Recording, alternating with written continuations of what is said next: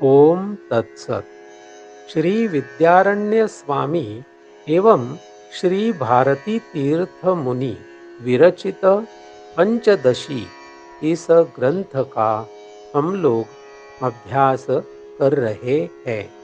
आज पहले प्रकरण का 35 क्रमांक का श्लोक हम लोग देखेंगे।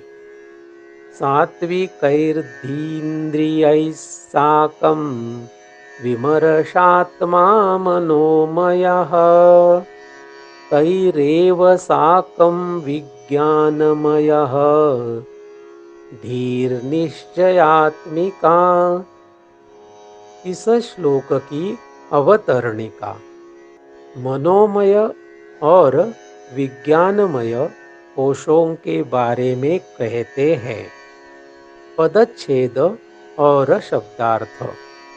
सात्विकैः सात्विकों के द्वारा, धीन्द्रियैः ज्ञानेन्द्रियों के द्वारा, साकम के साथ, विमर्शात्मा संकल्प विकल्प करने वाला मन, मनोमयः मनोमय, तैः उनके द्वारा, एव ही साकम के साथ, विज्ञानमयः विज्ञानमय, धीहि बुद्धि, निश्चयात्मिका निश्चयात्मक।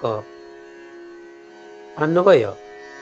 सात्विकैः धी इंद्रियैः साकं विमर्शात्मा मनोमयः तैः साकम् एव निश्चयात्मिका धीः विज्ञानमयः।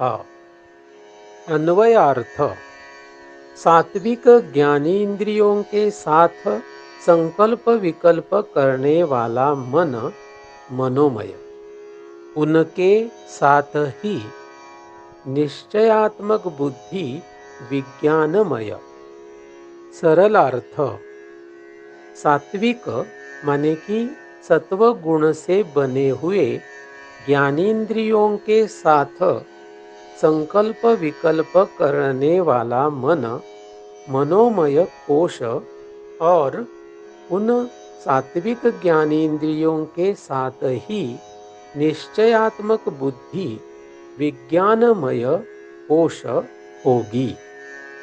यहाँ पर पिछले श्लोक में जो दो कोश हम लोगों ने देखे हैं वह अन्नमय और प्राणमय।